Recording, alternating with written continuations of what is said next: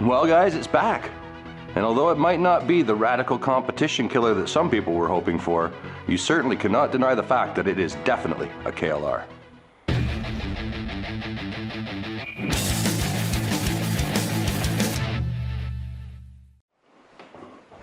So back in 2008, when the second gen KLR 650, this one here, when this one came out available to the public, I'm going to guess that there was dealers across the country that were still sitting on current first gen inventory. Now, I think personally that's why Kawasaki did what it did this time by discontinuing the KLR in 2018 and then in 2021 announcing the 2022 model. I think that allowed the dealerships to clear out some of the inventory and they get a clean model run.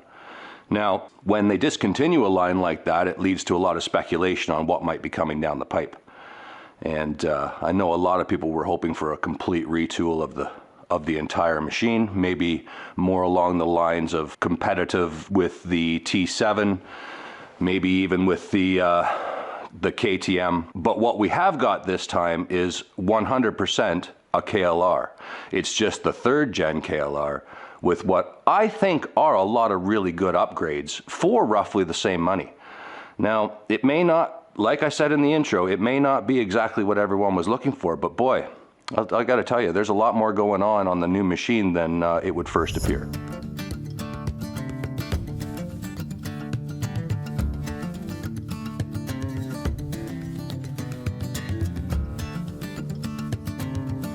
So right off the bat, the biggest news has to be the new fuel injection. Even though it has a very similar single-cylinder motor, the new fuel injection is a big change.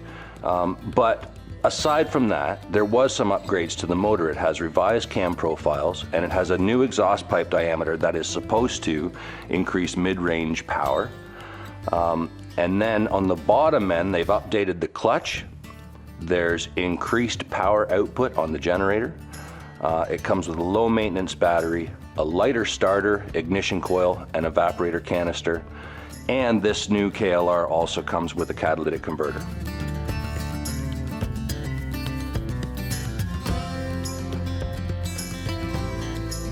Now, as far as the chassis goes, it's even a redesigned frame.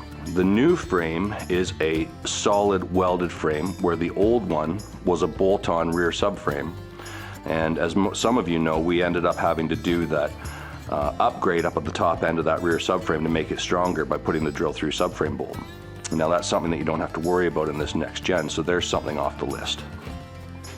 The swing arm is redesigned and it has a new larger swing arm pivot shaft. It has new front and rear suspension settings. The rear suspension, I believe, is completely new, including an external reservoir and full adjustability.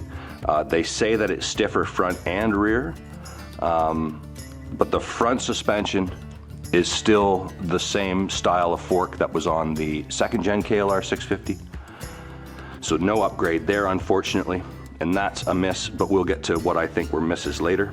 It comes with a new larger front brake disc, a new thicker rear brake disc, optional ABS, so for those of us that are unsure on whether ABS is right for us or not, there still is that option to buy the base model which doesn't have ABS on it. New stronger rear wheel rim material and new larger diameter axle shafts. As far as ergonomics goes, they have adjusted the handlebar and foot peg position. There's rubber mounts on the handlebars and foot pegs.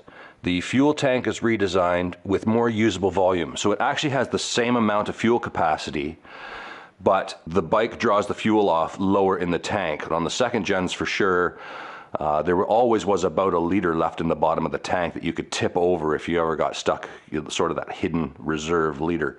But now apparently the new tank draws lower. It has a taller windshield for increased wind protection, new seat design and materials for improved comfort, new pillion grab bars for passenger comfort, and a new 30mm shorter side stand. A lot of guys found that their side stand was too long on the second gen, especially if you hadn't done anything to the suspension as far as making it stiffer.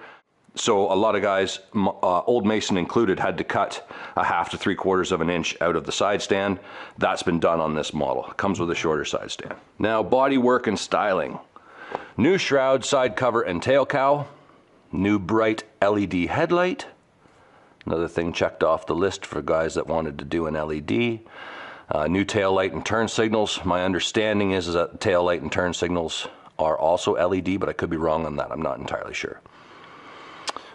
New all digital instrument panel and new longer mirror arms. I couldn't actually believe that the second gen came out with an analog dash, to be perfectly honest. I expected a digital dash on this one, and we didn't get it.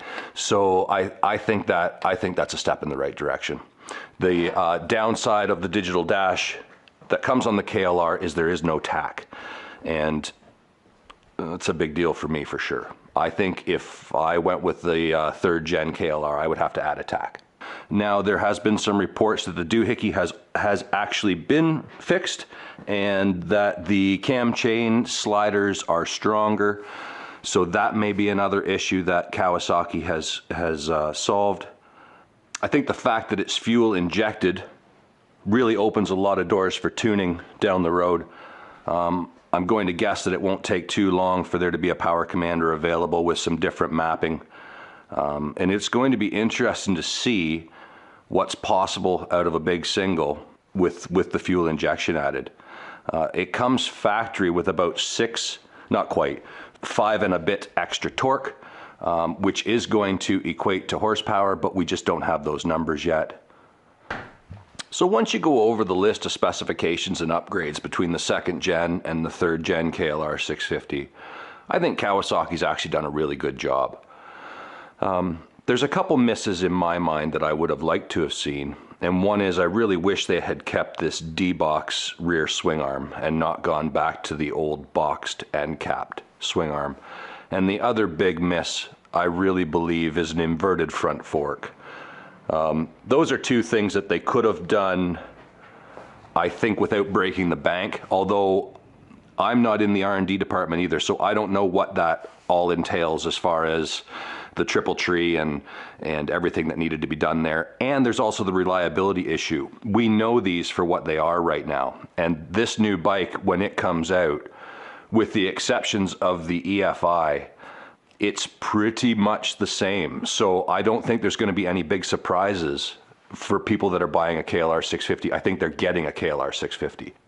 At $6,900, boy oh boy, there's a lot of options here for upgrading and playing around with the bike. I think it's still a very wrenchable machine. I think it's very simple, likely still in its design. And, you know, listen, I'm not against Kawasaki coming out with a 700 twin or something that's more directly competitive with some of the competition out there. But even if they did, I wouldn't want it called a KLR. I think that they've done really well to stick the KLR to its roots. And I'm pretty impressed with it. And I'm excited to see it come out. I want to see what it's all about. And you never know. There may be one sitting in the garage here so we can have a peek at what it is. Anyway, guys, that's my 2 cents worth. Let me know what you think in the comments below. I'm excited to hear whether you think it's a win or a miss. Did Kawasaki do the right thing by staying true to its roots and keeping the KLR line alive? Or would you have rather seen a different designation motorcycle come out that's a little bit more of a direct competitor? Throw your comments down below. No right or wrong answers on this one for sure, and lots of good conversations to be had around this. But from a purely price point of view, I think that it's a great entry level into the adventure market for a lot of people, and it gives them a step up on a very reliable adventure bike that'll take them just about anywhere. As always, guys, mind how you go. Like, subscribe, and share, and I will catch you on the next one. Bye for now. Hey guys, if you liked that video, hit the thumbs up button for us. It goes a long way towards helping out the channel. And if you're new here, hit that subscribe button in the upper corner for new videos every Sunday. Be glad to have you along for the ride.